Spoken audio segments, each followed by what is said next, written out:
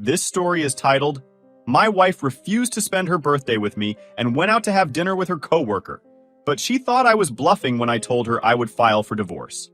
Hey everyone! Before we jump into today's video, I need your help. We've noticed the channel is losing some traction, and subscribing is one of the best ways you can support us. It's quick, free, and it helps us keep bringing you awesome content. Your support means the world. Let's keep this channel growing together. Thanks so much. Now let's start the video. Hi Reddit. I don't usually post personal stuff here, but I wanted to tell this story because it's been a wild ride, and honestly, I could use some outside perspective, or maybe just some validation.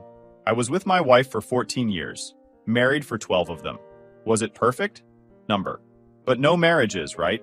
We had ups and downs, but I always thought we'd face everything together. The thought of us splitting never even crossed my mind. She wasn't just my wife, she was my partner, my best friend, the person I thought had my back through thick and thin. Then, in September 2022, my life changed. I was in a car accident. No, scratch that. A bad accident. I was driving to a work site. I'm an HVAC tech, or at least I was. And out of nowhere, a garbage truck slammed into my car. High speed. All I remember was the sound of the impact, glass shattering, and my head hitting the side of the door. I swear time slowed down in that moment. When I came to, there were people pulling me out, asking me if I could move my legs or arms. I didn't even understand what was happening at first. I was too out of it. Here's the thing. I didn't break anything, thank God. At first, I thought I'd walked away lucky, but within days the pain started. It was this deep, burning pain in my lower back, like someone had lodged a knife in there and just left it. At first, I thought it would go away, but it didn't. I tried to tough it out. My wife was supportive at first, helping me with little things around the house, telling me it was just temporary. But after about 2 months of me limping around, things shifted. I can't pinpoint exactly when, but I started noticing her sighing more, or the way she'd roll her eyes when I asked her to grab something I couldn't bend down to get. Little things. At the time, I told myself it was stress. After all, me not working meant we were down to one income, and I know that's hard. But still, something was different. By December 2022, I tried to go back to work. My doctor wasn't happy about it, but I hated feeling useless. I convinced him to let me try, and I gave it everything I had. I lasted 3 days before I collapsed while loading tools into my van. The pain was unbearable. My boss told me to go home, and my doctor officially took me off work indefinitely. That's when the reality hit me. I wasn't going back anytime soon. I felt like I was letting my wife down. I'd always been the kind of guy who pulled his weight. I worked hard, paid bills, fixed things around the house. Now I was broken, and I couldn't help but feel like a burden. I tried to keep my spirits up. I applied for financial help to cover the mortgage and bills. We qualified, which helped take some pressure off her. I thought maybe things would calm down, and we'd get back to normal. But then came May 2023, the appendix incident. I woke up in the middle of the night drenched in sweat. My stomach felt like it was being ripped apart from the inside. I tried to tough it out for a few hours, but the pain just kept getting worse. Around 5 a.m., I woke her up and told her, "Something's wrong. I need to go to the hospital." She groaned and looked at me like I'd asked her to do the most annoying thing in the world. "Are you sure it's that serious?" I couldn't believe it. I was literally doubled over in pain. I told her, "Yes, I need to go now." And you know what she did? She fixed her hair and makeup before we left. I sat in the car, hunched over, waiting for her to be ready. She refused to drive too, so I had to drive myself to the ER with her sitting next to me. I don't even know how I managed it. At the hospital, the doctors told me my appendix had ruptured. I needed emergency surgery and fast. After the surgery, they told me there was an infection, so they wanted to keep me overnight for observation. I called my wife and asked if she could stay with me, or at least take a couple of days off to help me recover at home. Her response? "I can't. I have work." I get it. Work's important. But I was laying in a hospital bed with an infection in my gut, and she couldn't even take one day. I remember laying there alone that night, hooked up to machines and thinking, what the hell happened to us? When I got home the next day, she barely said anything. No, how are you feeling? Or, do you need anything? Nothing. It was like I was just an inconvenience in her life. I started questioning everything at that point. Looking back, that was probably when I started losing hope. But instead of confronting it, I shoved it down. I told myself she was just stressed, that she didn't mean to act like she didn't care. I ignored the signs. I didn't want to believe things were falling apart. I think the worst part was that I felt alone. Even though she was right there in the same house, I felt completely alone. I wanted to talk to her about how I was feeling, how scared I was about my health and my job and our future. But every time I tried to open up, she shut me down. She'd sigh or tell me, "It'll be fine," in this dismissive way that made it clear she didn't want to talk about it. By the time June rolled around, I was starting to see just how far apart we'd drifted. It was like living with a roommate instead of a wife. I thought maybe we could fix it, that things would get better once I started feeling better physically. I was wrong. So by June 2023, things between us were getting worse. Not just off, but noticeably tense, like walking on eggshells in my own home. I felt like everything I did annoyed her. If I asked for help, she acted like it was such a burden. If I didn't ask for help and tried to do something on my own, she'd roll her eyes like I was being dramatic. I didn't know how to win anymore. Around that time, we were sitting on the couch one evening. The TV was on, but I wasn't really paying attention. She made some offhand comment about how she's back paid in this marriage now. I stared at her for a second, trying to figure out if I heard her right. I asked, "Back paid? What's that supposed to mean?" She gave me this look, half smiling but annoyed, and said something like, "Well, I've been holding everything down for months now, paying bills, taking care of things." I wasn't mad, more shocked. I joked back, "Don't let the door hit you on the way out then." It was stupid, I know. But I said it jokingly, the same way couples poke fun at each other. I thought we'd laugh it off and move on. She didn't. Her face dropped and she snapped back, "You think that's funny? Do you have any idea how trapped I feel right now?" I didn't know what to say. Trapped? I'd been dealing with my accident, the back pain, surgery, all of it. I wasn't asking for her sympathy. I just needed her to hang in there with me. I told her, "Look, I get it. This situation sucks for both of us. I know I haven't been able to work, but I'm doing everything I can to fix it. I applied for financial help for the mortgage, so you wouldn't have to do everything alone." She shrugged like it didn't matter. "Yeah, but I'm still the one paying for everything." It stung. I felt like no matter what I did, it wasn't enough. I didn't bring it up again because I thought maybe she just needed to vent. But things got weirder after that. A few days later, she told me she was going to spend the night at a coworker's place. I asked her why, and she said she needed to talk to someone about her feelings. I didn't want to argue, so I told her, "If it helps you, go ahead." In my head, I thought, maybe this is good. Maybe she'll come back feeling better, and we can work on us.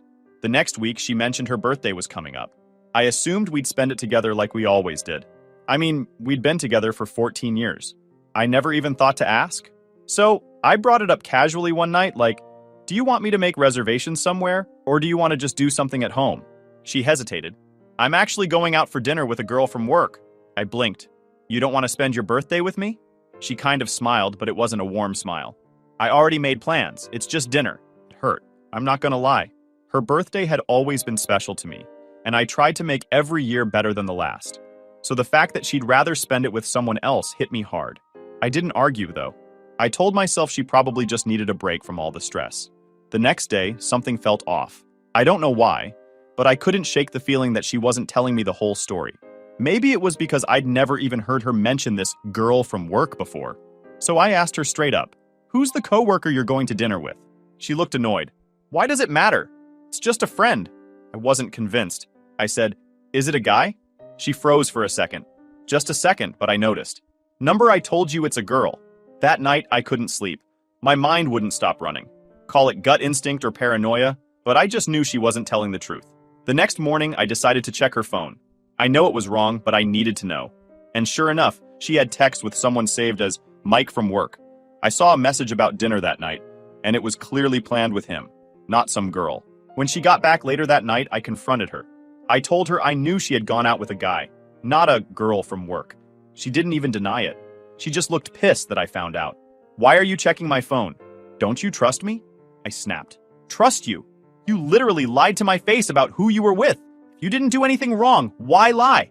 She yelled back that she was tired of me always being around, that I was smothering her. "I just needed a night out. Is that so hard to understand?" I couldn't believe what I was hearing. This was her birthday, and instead of spending it with me, her husband, she chose to lie and go out with another guy. I asked her point blank if something was going on between them. She rolled her eyes. "Oh my God, no. It's just dinner." We fought for hours that night. By the end of it, I was so drained that I packed a bag and drove to my mom's house to cool off. I just needed to get out and think.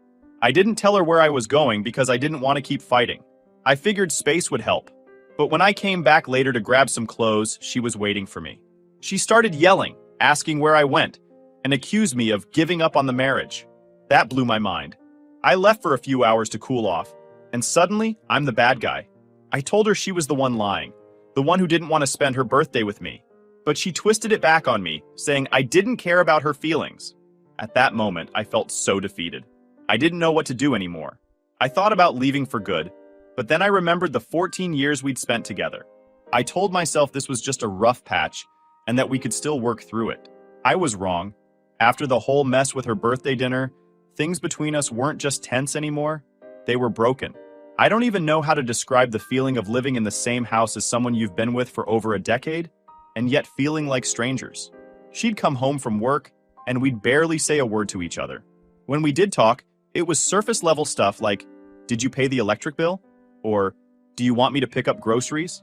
That's it. It was weird because we'd always been the kind of couple that talked. I used to tell her about my day, my job, the random funny stuff that happened. She'd tell me about her coworkers, her plans for the week, but by July 2023, our conversations felt forced, like we were both just waiting for the other person to snap. One night, she came home later than usual. It wasn't crazy late, maybe 10 p.m., but still I noticed.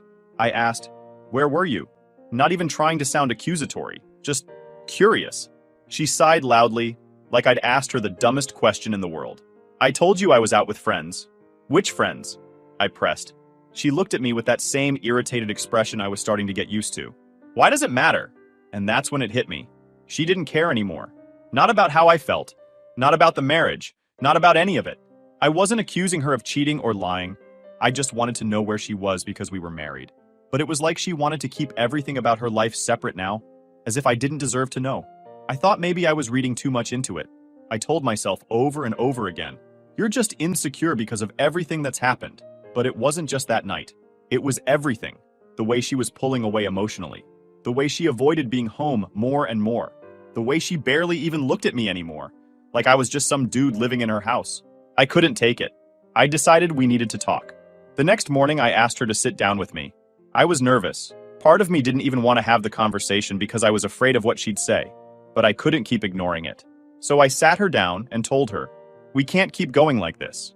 If something's bothering you, we need to talk about it. We've been through too much to just give up now." She stared at me for a second and then said, "I feel like I don't have space anymore. I'm overwhelmed." I was stunned. Space? We were barely speaking as it was. I told her, "If you need space, that's fine. But you can't just shut me out completely. We need to work on this together." And then she hit me with something I wasn't expecting. "I think I need my own space.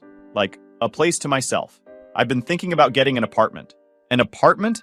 I couldn't believe what I was hearing. I asked her, "How is that going to fix anything? You think moving out will save our marriage?" She said, "Yes, because I need time to clear my head." I didn't buy it. I told her, "If you move out, that's not fixing anything. That's running away. And you know I can't pay for this house by myself right now." She shrugged, like it wasn't her problem. "I can't live like this anymore." We fought for hours that day. I begged her to reconsider. I told her I'd go to therapy, that we could try counseling together, that we could work through it. She shut all of it down. She was so calm about it too, like she'd already made up her mind. I told her straight up, "If you move out, I'll file for divorce." She rolled her eyes and said, "You're not going to do that." The next few weeks were brutal. She started actively looking for apartments, and I could feel her slipping away even more. Every day she came home, it was like living with someone I didn't know. I tried to be civil, but I couldn't hide how hurt I was. I'd catch myself staring at her, wondering, how did we get here? At one point, I asked her again, "Are you sure this is what you want? You're really going to leave?" She said, "Yes, I think it's for the best." I didn't understand it. We'd been together for 14 years, and now she was acting like it was nothing. Like I was nothing. A week before her move-in date, something didn't sit right with me. I started thinking about all the times she came home late, all the coworkers she hung out with, and how distant she'd been for months. My gut told me there was more going on, and I couldn't ignore it anymore. While she was at work, I did something I'm not proud of. I went through her Apple Watch. She'd left it on the kitchen counter that morning, and I knew it was connected to her phone. I told myself I was crazy, that I wouldn't find anything, but I had to know. What I found made me sick. There were texts between her and a guy, Mike from work. The messages had been going on for months. Months. I saw one where she texted him saying, "I want you so bad. When can we hook up?" I sat down on the kitchen floor, staring at that tiny screen, feeling like my whole world had just cracked open. When she got home that night, I confronted her. I told her I saw the messages. At first, she laughed. Actually laughed. "Are you serious? You went through my stuff?" I wasn't backing down. I said, "You've been talking to him for months. You're planning to hook up with him. What else am I supposed to think?" Her face shifted. She said, "It's just a joke. You're blowing this out of proportion." I couldn't believe what I was hearing. I told her, "A joke? You think it's funny to talk like that with another guy?" That's when she snapped and admitted it. "Well, maybe if you actually gave me attention, I wouldn't have to look somewhere else." That was it. I didn't even know what to say. For months, I'd been trying to fix things, and now I realized she didn't care. She'd already checked out. She moved out in August 2023, and I let her go. When August 2023 rolled around, I felt like I was stuck watching my own life fall apart in slow motion. My wife had found an apartment, signed the lease, and was officially moving out. I wish I could tell you I fought harder to stop her, but the truth is I was exhausted, mentally and emotionally. At some point, you just hit a wall, you know? That last week before she moved out was brutal. The tension in the house was unbearable. We weren't really talking anymore unless it was something necessary, like coordinating when the movers were coming, or what furniture she planned on taking. I didn't argue about who got what because, honestly, I didn't care. I just wanted it to be over. The day she packed up, it felt surreal. I watched as boxes of her things disappeared from the house we'd built together over the last decade.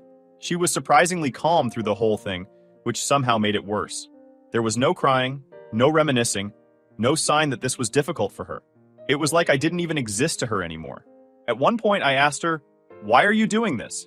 Can you just explain it to me one more time?" She sighed like I was the one being unreasonable. "I told you already, I need my space. I need to figure things out for myself." I tried to press her. "Figure out what? Are you planning to come back?" She didn't answer. Instead, she grabbed another box and carried it out to her car. That silence told me everything I needed to know. I don't know why I did it, but I helped her move some of the heavier stuff. It felt weird helping her leave me, but part of me thought maybe this would give me closure. Maybe seeing her walk away with her own 2 feet would help me finally accept it. Spoiler, it didn't. At the apartment complex, I carried the last box up to her unit, set it down, and looked around. The place was nice, small but modern. Clean white walls, big windows, and empty. It hit me then that she was excited for this. While I was dreading her leaving, she had been looking forward to it. Before I left, I asked her, "Are you happy now?" She gave me a look I'll never forget. Not sad, not angry, just cold. "I don't know yet." I nodded and walked out. That first night without her was one of the loneliest I've ever had. I sat in our quiet house and realized how empty it felt without her. All her stuff was gone, and her side of the closet was bare. The house felt less like a home, and more like a reminder of everything that had fallen apart. I couldn't sleep that night. I just laid there staring at the ceiling, replaying the last few months in my head. The accident, the surgery, the fights, the texts, everything. I kept asking myself, what did I do wrong?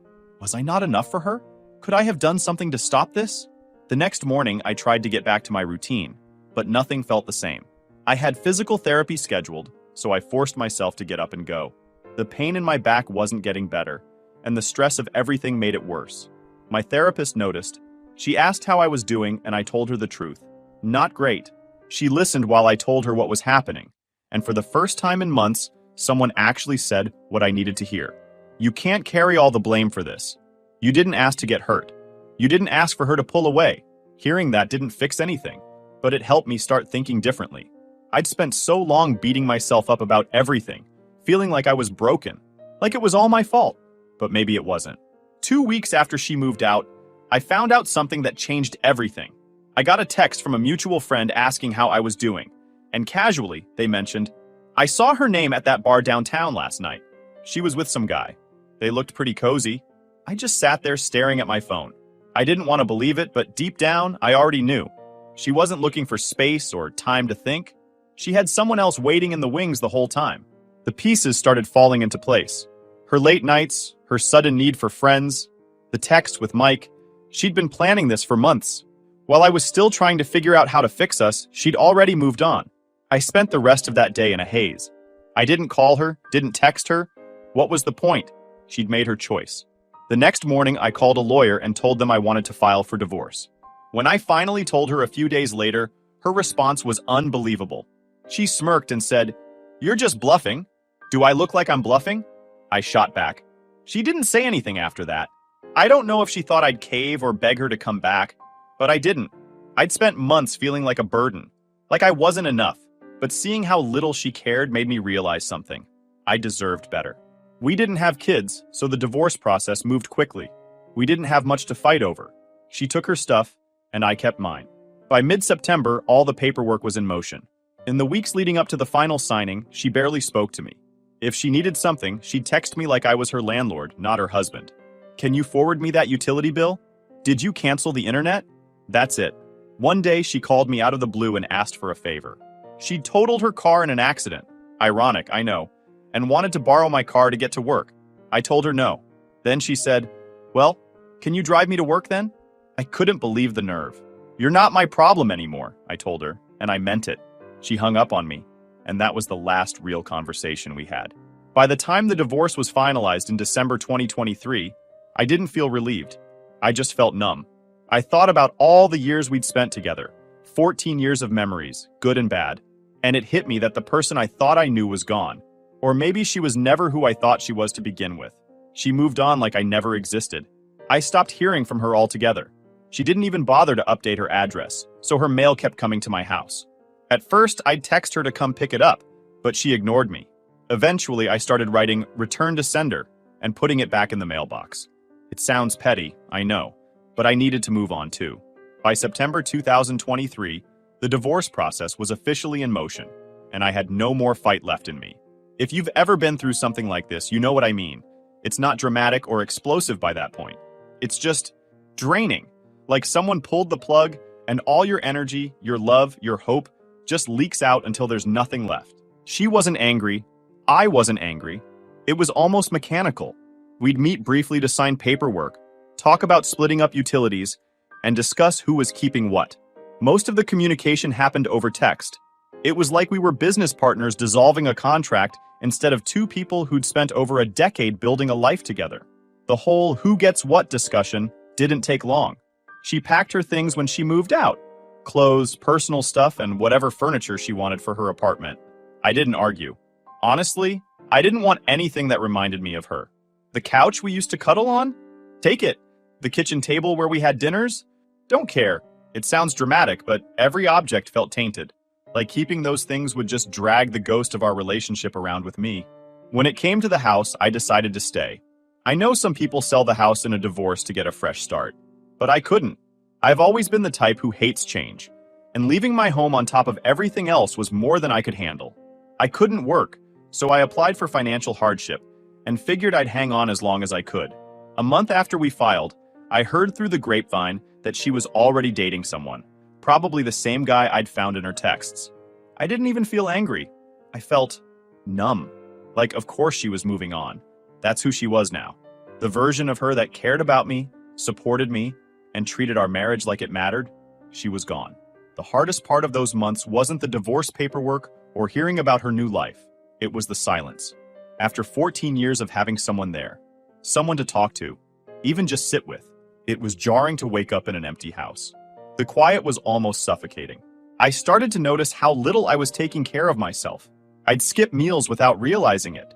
I stopped doing things I used to enjoy, like tinkering with my tools or watching sports. I'd just sit on the couch staring at my phone, scrolling through pointless stuff for hours because I didn't know what else to do. One day, my mom came over to drop off some food. She looked around the house, saw how messy it had gotten, and said, "You can't keep living like this. You have to pick yourself up." I didn't snap at her because I knew she was right, but at the same time, I wanted to say, how? How do I start over after everything I've been through?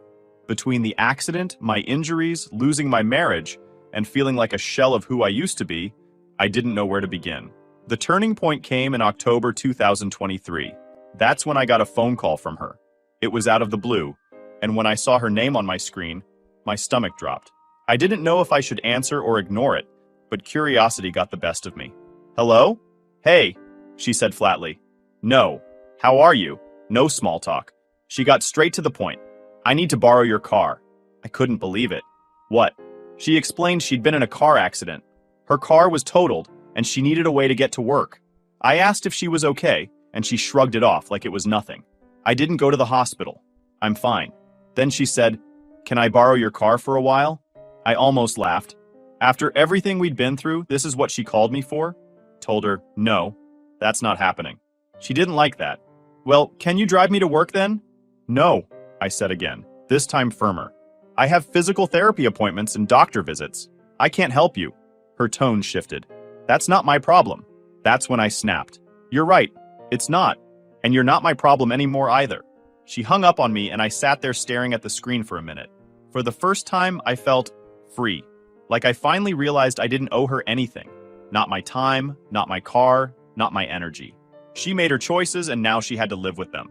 From that day forward, I stopped caring about her. Not in a bitter, angry way, just in a this is over way. I stopped checking her social media. I stopped asking mutual friends about her. I focused on myself instead. In the weeks leading up to the divorce being finalized in December, I started pulling myself together. I still had pain from my back injuries, but I pushed myself to be more active. I started small, taking short walks outside, trying to fix up little things around the house that had been neglected. It wasn't much, but it was something. The final court date came, and we didn't say much to each other. She looked different, like a stranger wearing my wife's face.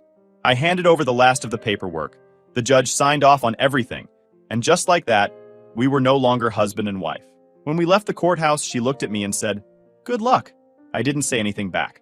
I just walked to my car and drove home. I thought I'd feel relief when it was finally over, but all I felt was empty. It's strange, really. You spend years building something with someone, and then one day, a few signatures on a piece of paper make it like it never happened. The weeks after that were quiet but different. The silence in my house didn't feel suffocating anymore. It felt peaceful. I stopped thinking about what she was doing or who she was with. I started focusing on my health, my pain management, and what I wanted my future to look like. I guess in a weird way, I have her to thank for that. By the time the new year rolled around, I realized that I'd been stuck in survival mode for months. My divorce was finalized in December 2023, and as much as I tried to mentally prepare myself for that day, it still hit me like a punch to the gut. The weirdest part? It wasn't even sadness anymore. It was just emptiness.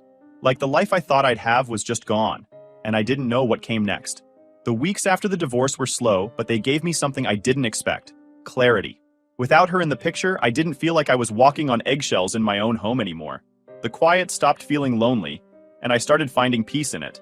I'd sit in my living room, coffee in hand, just listening to the hum of the heater and the occasional sound of cars passing by outside. It sounds lame, I know, but it was the first time in months I felt calm. I made it my mission to focus on myself, something I hadn't done in years. Between the back pain, the marriage falling apart, and my inability to work, I'd completely lost myself. I started setting small goals. First, I forced myself to get into a basic routine. Wake up at 7 a.m., shower, eat breakfast, and get outside for a short walk every morning. My physical therapy appointments were still ongoing, and I made sure I never missed one. I also worked on the house. It was little stuff at first, like cleaning up the kitchen or organizing the garage, but every small task felt like a win. The house didn't feel so heavy anymore. It started to feel like mine again. I moved her leftover things to the basement and eventually threw out or donated the stuff I knew she'd never come back for. It was my way of reclaiming my space. By January 2024, my back pain started to improve, at least a little. I had a procedure where the doctor numbed the nerves in my lower back to help me manage the pain. For the first time in over a year, I wasn't constantly wincing with every step I took. I still wasn't 100%, but I started feeling hopeful that I might get back to normal someday, or at least close to it.